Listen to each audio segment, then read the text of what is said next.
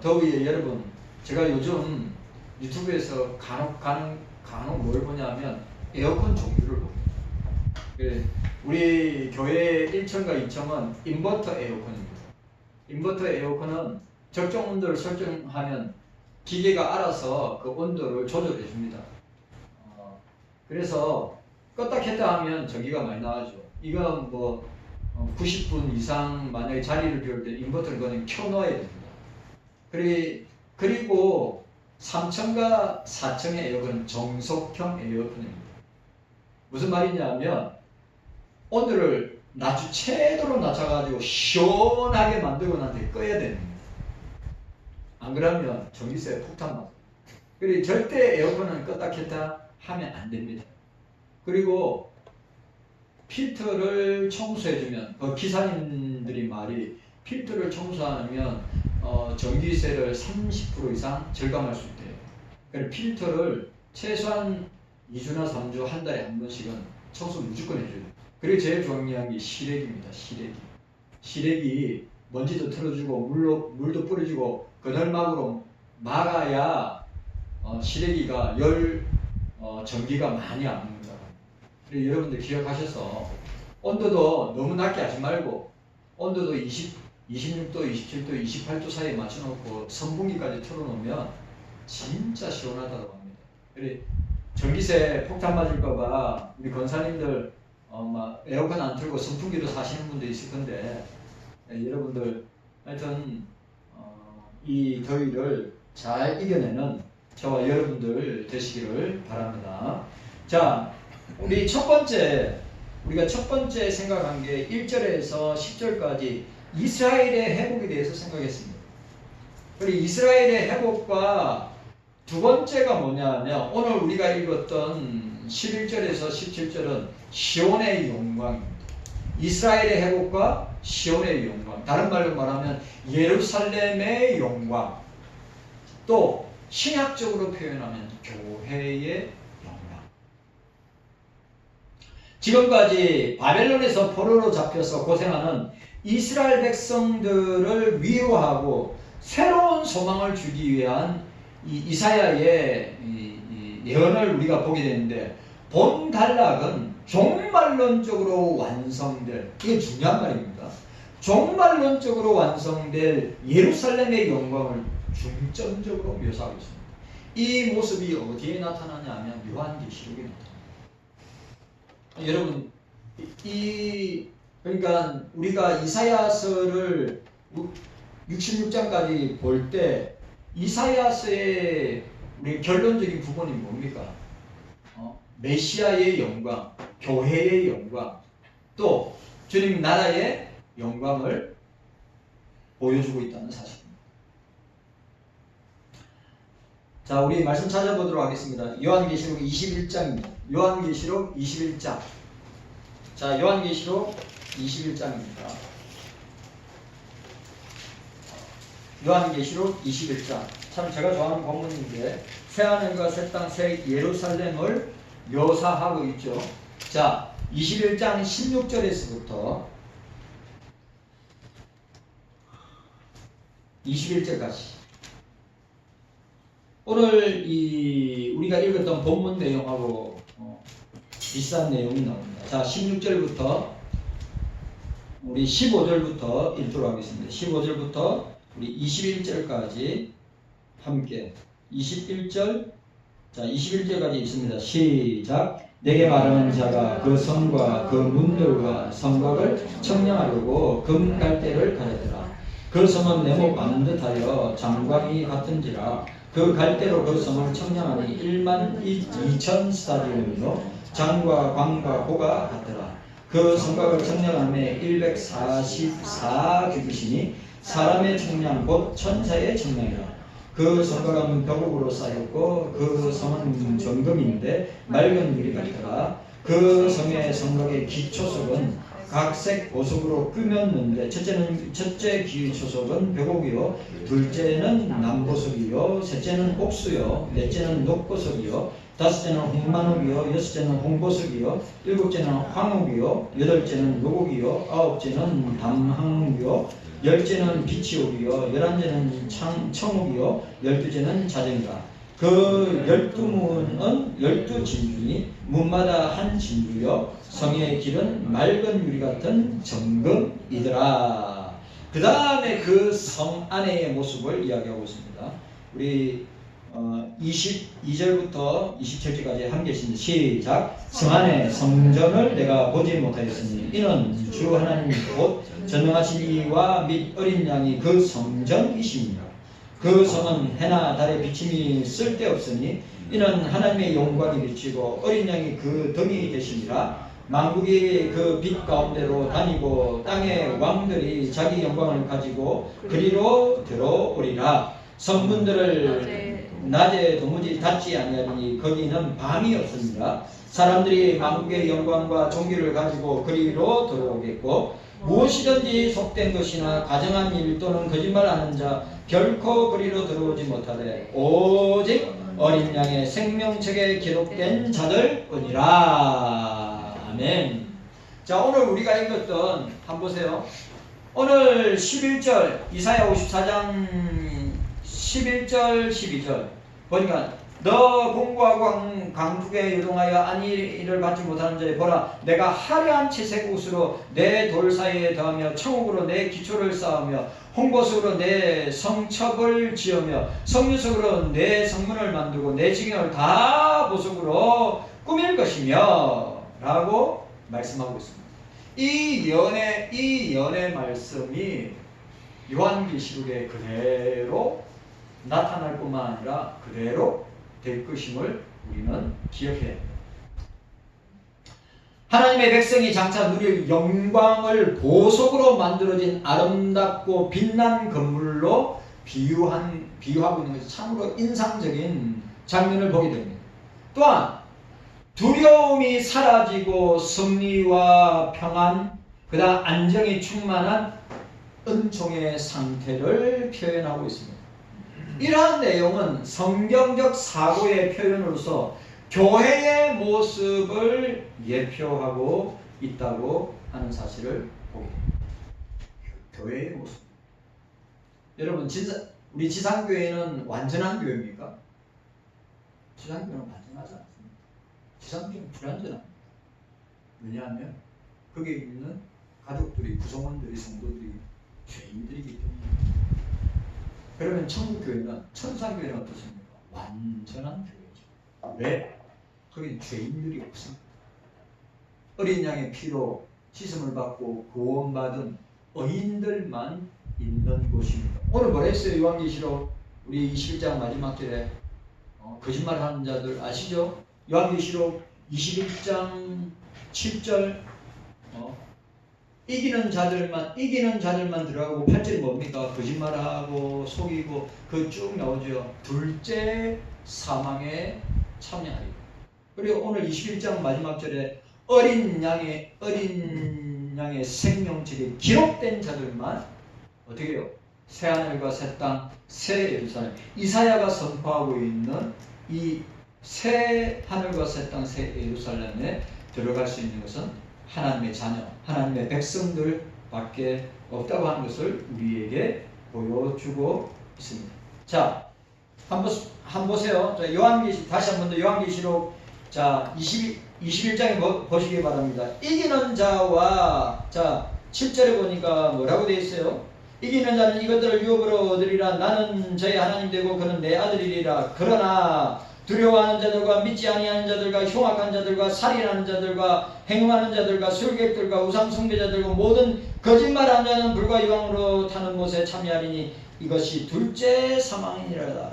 무엇이든지 속된 것이나 가정한 일 또는 거짓말하는 자는 결코 그리로 들어가지 못하되 오직 어린 양의 생명책에 기록된 자들뿐이라 고 말씀하고 있는 것입니다. 오늘 저와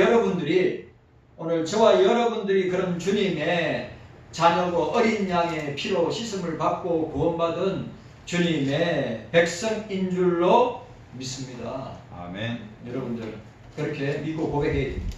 그런데 오늘 보세요. 이스라엘의 종말론적 영광을 선포하는 오늘 이 11절에 17절 보니까 이스라엘의 외적인 모습, 11절 12절 또 두려움을 제거하는 것을 보게 되는데 13절에서 14절 그리고 원수의 공격의 무기력함으로 15절에서 17절까지 구분하여서 나타나고 있습니다. 그런데 오늘 여기서 이사야는 교회의 영광스러움에 대해 일종의 건축상의 접근법을 사용하여서 어떻게 해요? 상세하게 묘사하고 있습니다. 11절 12절 새 예루살렘은 돌이 아니라 보석으로 만들어지는 찬란한 건물이 될 것이라고 보여주고 있습니다. 이러한 기술은 하나님에게 있어서 교회의 소중함을 상징적으로 보여주고 있습니다. 여러분, 주님의 교회를 귀하게 여깁니다.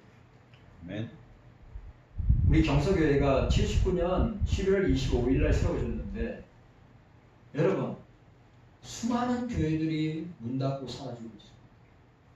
수많은 교회들이 문 닫고 사라지고 그리고 우리 교회의 역사 가운데 얼마나 굴곡 많은 얼마나 수많은 사건 사고들이 있었습니다. 그럼에도 불구하고 우리가 목사와 저와 여러분들이 연약하고 또 주님 앞에 얼마나 많은 죄들을 지음에도 불구하고 주님이 교회를 붙드시기 때문에 주님이 경서교회를 붙드시기 때문에 우리가 지금까지 올 수 있는 것입니다. 목사가 잘해서가 아니라 우리 성도들이 잘해서가 아니라 우리들이 잘해서가 아니라 주님이 붙들어 주시기 때문에 지금까지 올 수 있었다고 하는 사실을 기억해요. 그래서 어떻게 해요? 주님은 하나님은 교회를 소중하게 여기십니다. 교회는 존재하는 세상과 만물 가운데 가장 소중하고 존귀한 존재인데 주님은 뭐래서 교회를 주님의 신부라고 했습니다. 교회는 저와 여러분들은 주님의 신부가 됩니다. 아멘. 우리가 반드시 기억해야 합니다.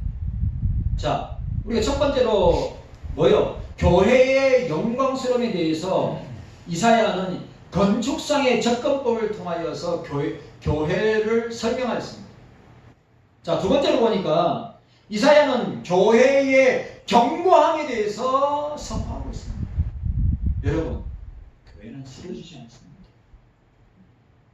교회는 누구에 의해서 좌지우지 되지 않습니다.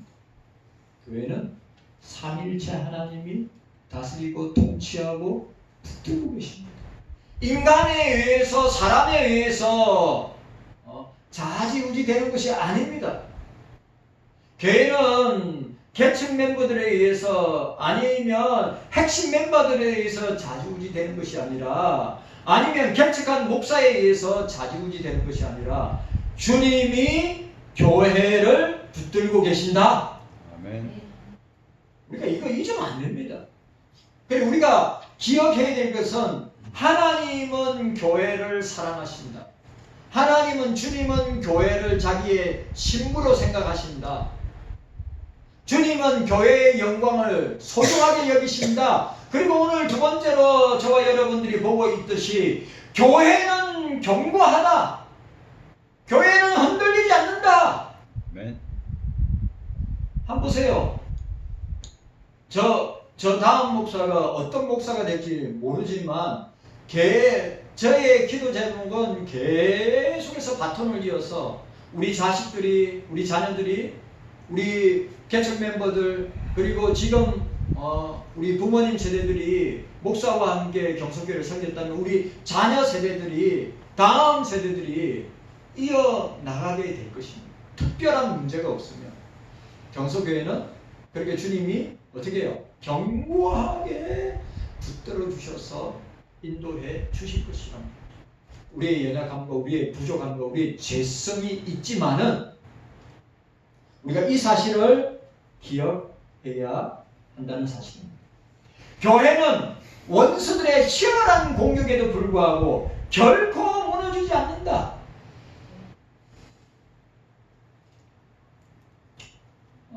문정부 때, 여러분 문정부 때 엄청난 공격을 받았죠. 제가 이 설교 말미에 제가 이 프린터에서 여러분들한테 꼭 소개해주고 싶은 내용이 있습니다. 여러분 우리가 기억해야 됩니다. 결코 무너지지 않습니다. 그리고 공격하는 자들은 반드시 망할 것이다. 특별히 이사야는 강력한 힘을 가진 세계의 정복자들까지도 하나님의 섬세한 배려를 통하여서 이스라엘을 파괴하지 아니하시고 지켜주실 것을 공언하십니다. 여러분 보세요. 이스라엘이 지금 역사 가운데 사라졌습니까? 여러분 이스라엘이 지금 사라졌어요? 역사 가운데 흔적도 없이 없어졌습니까? 근데 이사야가 예언한데도 하나님 지금까지도 이스라엘을 붙들고 있습니다. 여러분 생각해보세요. 이집트 제국들, 아수르 제국들, 바벨론 제국들, 페르시아 제국들, 로마 제국들 존재합니까? 제국들이 존재합니까? 다 망했습니다.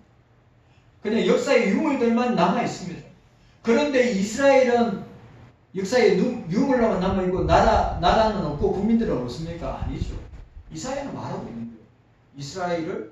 이스라엘은 하나님의 신부고 이스라엘은 주님의 하나님의 교회이기 때문에 어떻게 해요? 끝까지 붙들고 계시는 거예요. 이스라엘은 망했으면 벌써 망했어야 돼요. 왜? 그들이 하나님 앞에 오늘 본문에 이사야에서도 나타난 것처럼 이스라엘은 하나님 앞에 얼마나 많은 죄를 지었는지 몰라요. 하나님을 대신하여 우상을 만들고 우상을 섬기면서 하나님께 심판과 징계를 받아서 멸망당한 적이 한두 번이 아니었어요. 그러나 하나님은 어떻게 합니까? 그들을 끝까지 붙들어 주십니다. 네.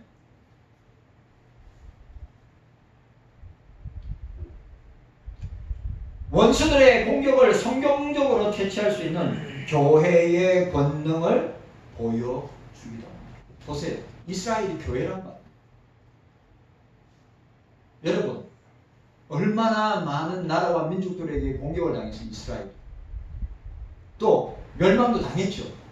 그래 다시 들어와서 재건하고 지금까지 건재하게 이스라엘이 있는 것은 오늘 이사야적인 표현을 볼 때 하나님이 이스라엘을 붙들고 있다. 하나님이 대한민국과 한국교회를 붙들고 있다. 네. 우리나라가 그냥 절대로 망하거나 무너질 나라가 대한민국은 아니다. 교회도 마찬가지다.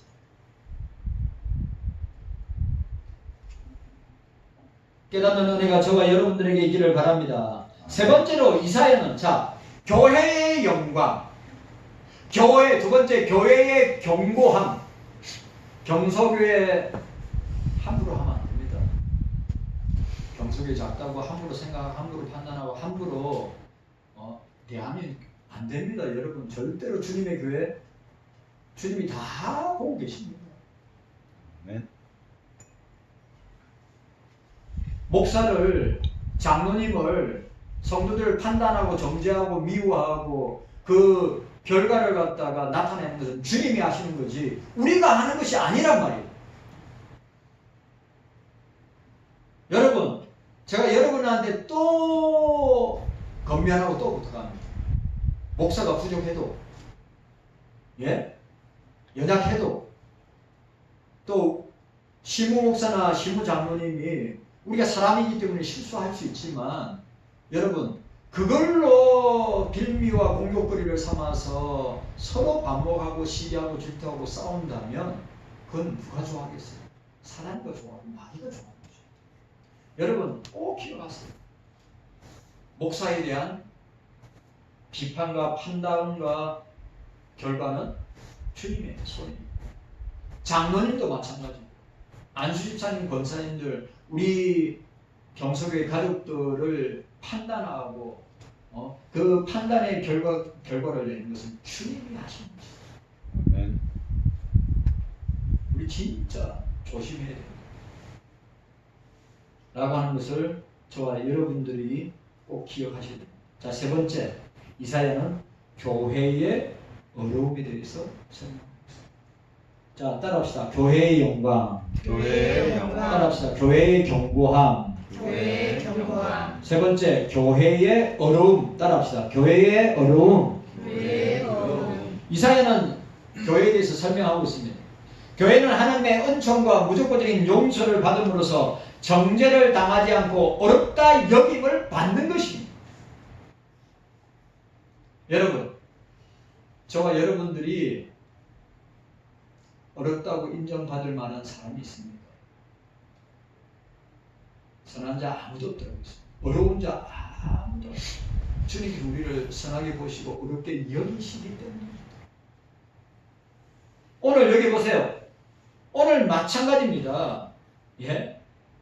하나님의 교회는 하나님의 은총과 은혜와 무조건적인 용서와 사랑을 받음으로써 정죄를 당하지 않고 어렵다고 여겨주시는 거예요.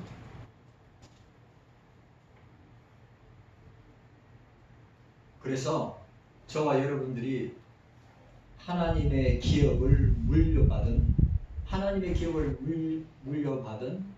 성도가 되어서 그 기업이 뭡니까? 천국이죠. 이스라엘에게 그 기업은 뭡니까? 가나안입니다.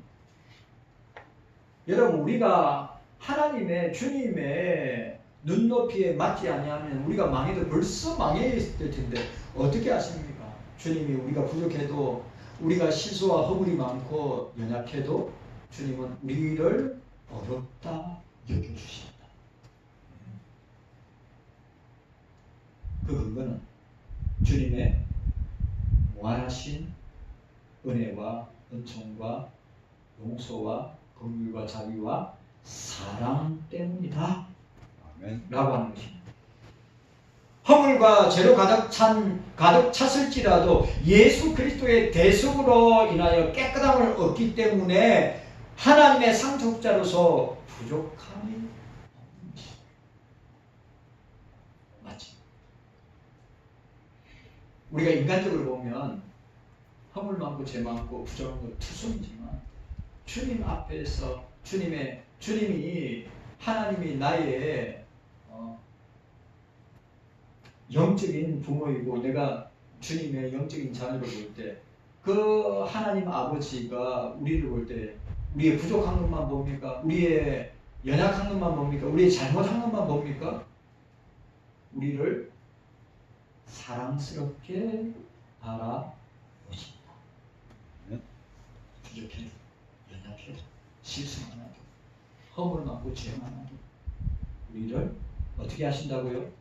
어렵게 여기시고 우리를 사랑해 주십니다. 아멘. 54장에서 우리는 언약 백성을 돌보시는 하나님의 긍휼과 자비와 사랑을 보게 됩니다. 주님은 당신의 백성을 결코 버리지 아니하신다. 아멘. 주님은 결코 우리를 버리지 아니하신다. 다윗의 고백대로 내가 엄무에 하데스 지옥에 내려갈지라도 주님이 거기 계시고 내가 하늘 꼭대기에 있을지라도 주님이 거기 계시고 내가 땅 끝에 있을지라도 주님이 거기. 이게 뭡니까? 온 존재하는 온 세상과 온 우주에 주님이 계신다. 아멘. 라고 합니다. 이게 저에게는 힘이 되고 위로가 되는 거예요. 여러분, 어디를 가든지, 우리는 어디를 가든지 그곳에 주님이 계십니다. 우리가 무엇을 하든지 그게 주의 성령이 계신다. 나와 함께 하신다. 아멘. 라고 하는 사실을 우리가 기억해요.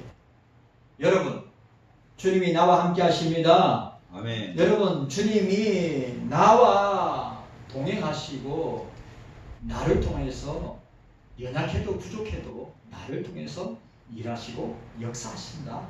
아멘. 그런 자부심을 가지고 우리가 신앙생활. 우리 교회 작은 교회, 우리 교회 사람도 적고 물질도 적고 우리 교회 볼품없는 교회. 절대 그런 생각하면 진짜 그 생각대로 우리 교회가 그래 보여지는. 우리 교회는 영광스러운 교회, 경서교회는 영광스러운 교회, 경서교회는 견고한 교회, 경서교회는 어려운 교회. 우리 이해서는 안 됩니다. 제가 또 부탁합니다. 교회는 누구에 의해서 자지우지되는 곳이 아닙니다. 주님이 붙드시는 교회. 아멘. 주님은 신랑이고 우리는 신부된 교회. 아멘. 하나님은 당신의 백성을 결코 버리지 않고 승리와 영광의 길로 인도하신다. 아무리 악랄한 원수들의 책동도 하나님께서 선택하신 교회와 주의 백성들을 절대로 그 멸망에서 멸절해서 우리를 보호하시고 인도하시고 지켜주실 것이다.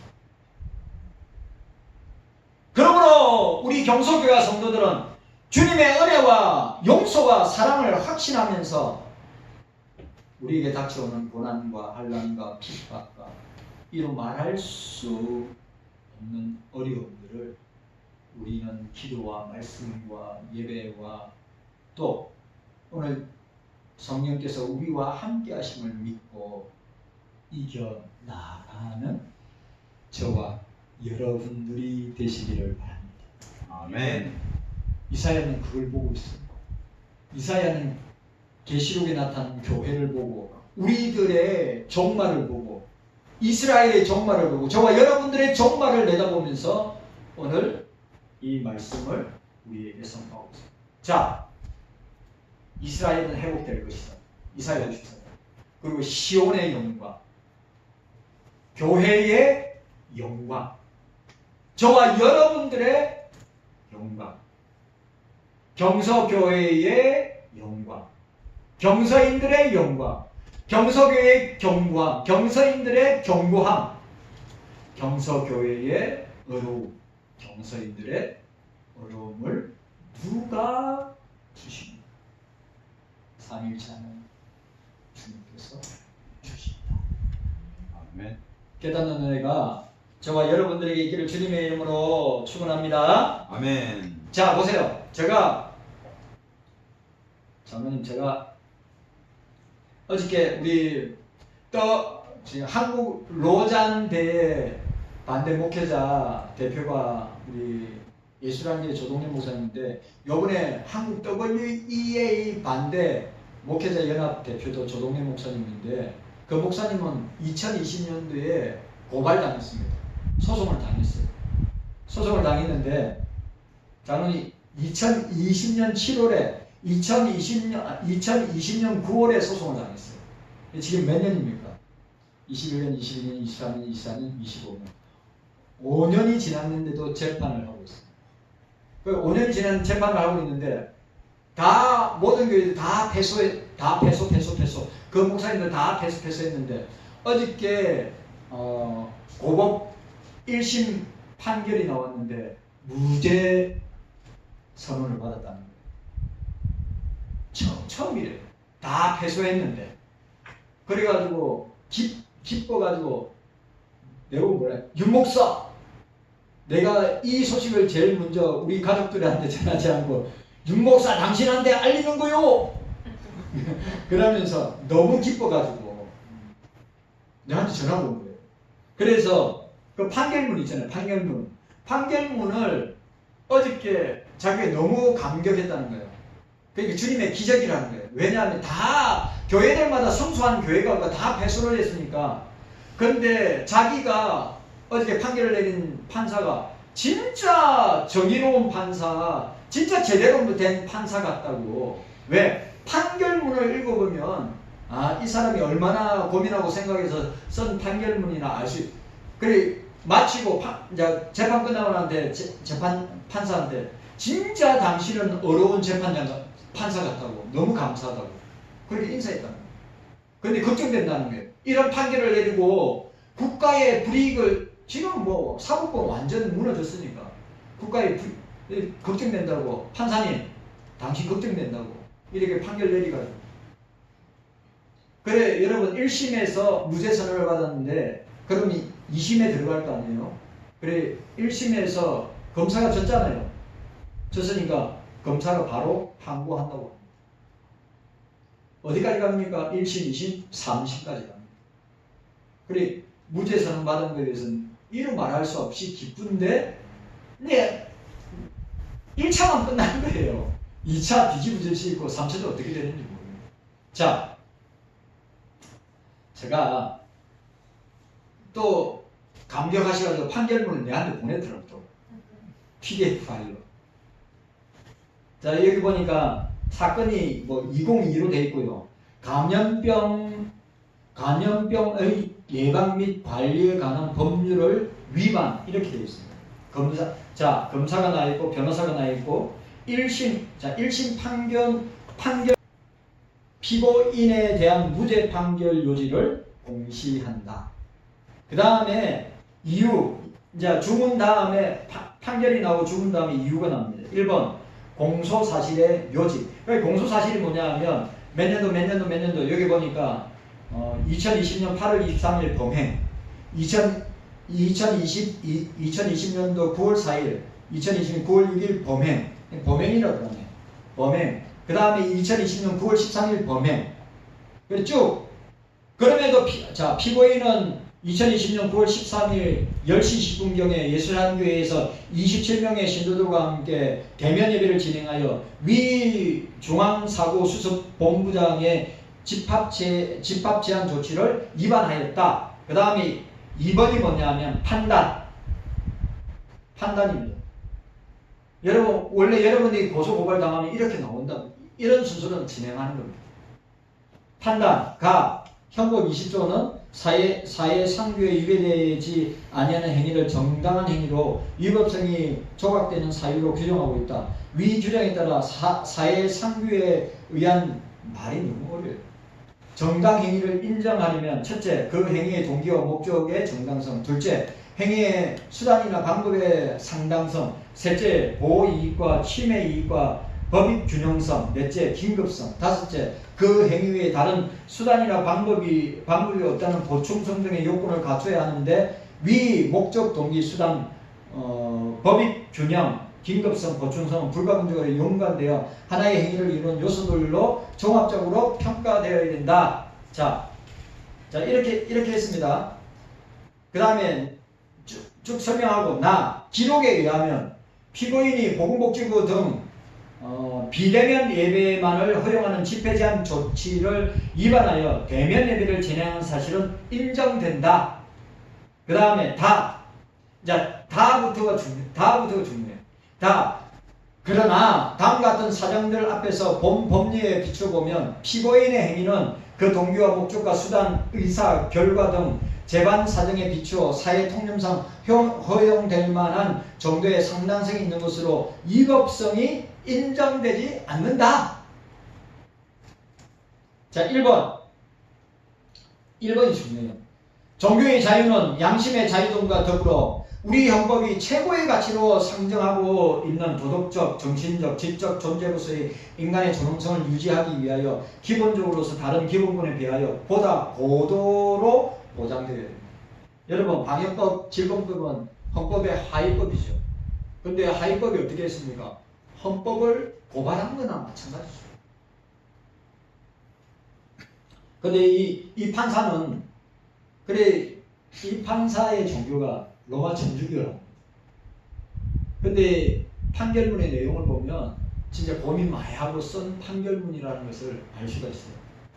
자, 특히 종교 활동의 자유 중에 예배 등의 종교의식은 신앙의 자유와 직접적인 관련성을 가질 뿐만 아니라 타인에게 미치는 영향이 작다는 점에서 이를 최대한 보장해 주어야 하고 그 제한은 매우 외여적인 경우에 한하여 신중하게 이루어져야 한다. 2. 피고인은 이 사건 집합 제한 조치 전에 교인들이 모여 진행하는 정규 예배는 할 수 있었는데 위 조치로 인하여서 교회에서 대면 예배를 전혀 할 수 없게 되었다. 그 대신 관할 간청이 비대면 예배를 허용하였다고는 하나 아래와 같이 이유에 비추어 보면 이는 대안이 되기 어렵다. 첫 번째 1. 예배 등의 종교의식은 오랜 역사와 전통 속에 나름 형식과 내용을 갖춤으로써 신과의 영적인 교감을 위한 최선의 대안을 형성해왔다. 코로나 확산의 방지를 위해 부득이한 상황이라는 이유로 비대면 예배가 대면 예배와 같은 역할과 기능을 할 것으로 기대하기 어렵다. 맞죠? 비대면 예배가 대면 예배로 이거 전환해가 바꾸는 것은 기대하기 어렵다는 거예요. 두 번째, 특히 교인들이 모인 예배에서 성찬식을 공동으로 치르는 것은 신앙의 중심이 되는 구성요소 중 하나이므로 단순히 비교 종교의 입장에서 대면 예배를 인터넷으로 중계하는 방식이나 개별적인 기도와 같이 다른 형식으로 대체할 수 있다고 판단하는 것은 종교에 대해 이해 부족을 자인하는 것뿐이다.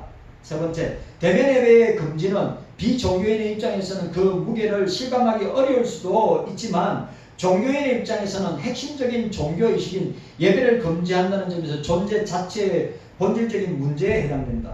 네 번째, 비대면 예배는 그 자체로 여러 사람의 집합을 전제로 하지 않고 개인적인 영역에 갖는 예배이어서 국가 안보 보장, 질서 유지, 공공복리를 위하여 이를 제한한다는 것을 현실적으로 상정하기 어렵다. 그러므로 비대면 예배가 허용되었으니 예배를 전면적으로 금지한 것이 아니라고 보는 것은 이 사건 집합 제한 조치가 가져온 종교활동에 대한 중대한 침해를 희석하려는 그럴듯한 말에 불과하다.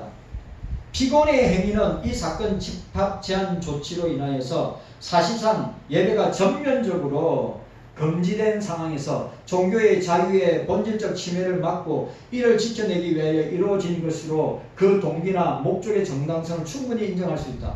또한 피고인의 행위가 코로나 감염병 유행이라는 국면에서 심리적으로 불안정하고 위축되어 있는 교인들에게 심적 위안을 주고 안정된 정신건강을 지원하는 순기능을 하였다는 점도 무시할 수 없다. 네 번째, 한편 피고인의 예수사랑교회는 참석 인원을 최대한 제한하면서 거리두기를 철저히 하는 등으로 밀집도를 완화하는 한편 마스크를 착용함으로 함과 동시에 출입자 명부를 관리하고 유증상자의 출입 및 음식물 섭취를 금지하는 등 감염병 확산을 방지하기 위한 자구 노력을 게을리 하지 않았다.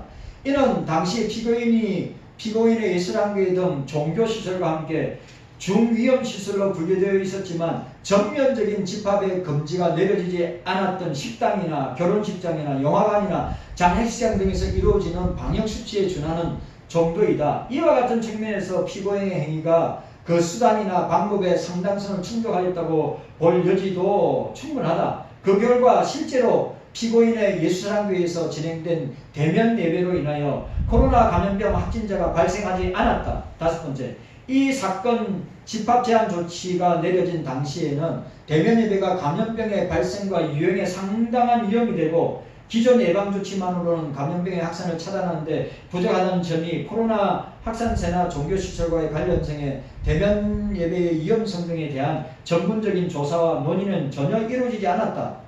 나아가 다중이 이용하는 식당이나 결혼식장, 영화관, 장례식장 등과 종교시설이 서로 다른 수준의 조치가 이루어진 데 대한 합리적 설명도 없었다.